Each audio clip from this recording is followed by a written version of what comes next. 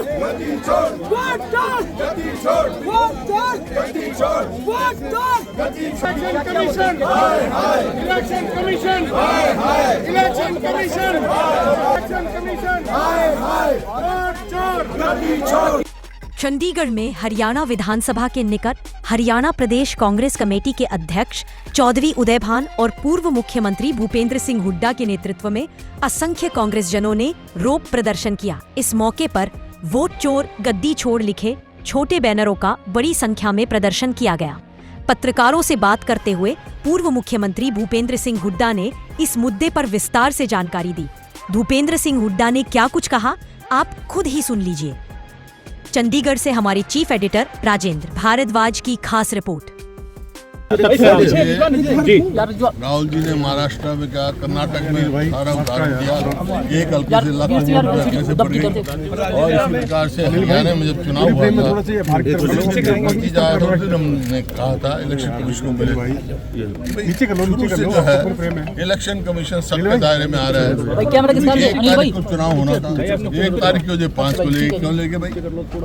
और counting of votes जो है 5 तारीख को रात को 11:15 बजे तक तो इनकी वोट थी 61.65 और उसी दिन रात को 7 बजे थी 61.19। मतलब ये हो गया कि वोट जो है इनकी 11:15 बजे और बढ़ के 7 तारीख की रात को ये वोट जो है 72 घंटे के अंदर तो पहले कुछ बताया और 72 घंटे के बाद यही वोट बढ़कर 67.90 हो गई। 7% वोट बढ़ा। क्या हुआ कभी सुना है ऐसा? आजकल इलेक्ट्रॉनिक वो है, डिजिटल का काम है, रात को 11 बजे सबको पता होता है। और मेवात में घटी है और जगह बढ़ी है। क्या मामला भाई?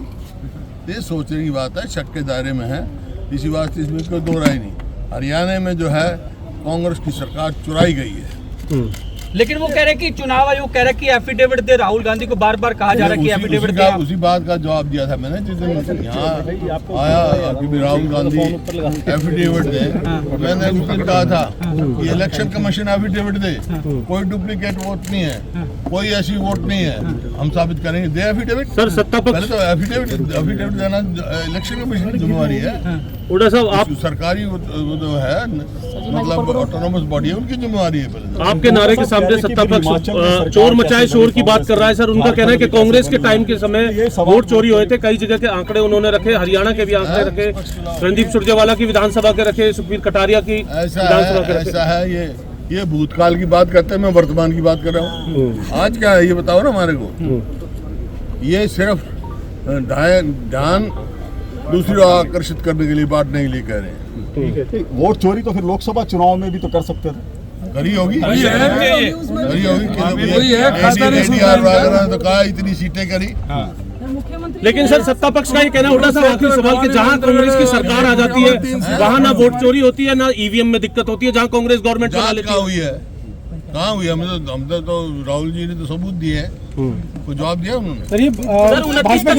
कैसे बढ़ गई वोट? बिहार चुनाव को देखते कब किया जा रहा है? 72 घंटे में कैसे बढ़ गई वोट? 7%।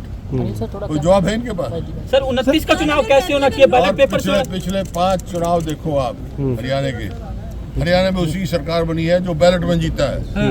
इस बार कांग्रेस 90 में से 76 में बैलेट में जीती है। तो सर बैलेट पेपर सर मांग क्या करते हैं? जीते हम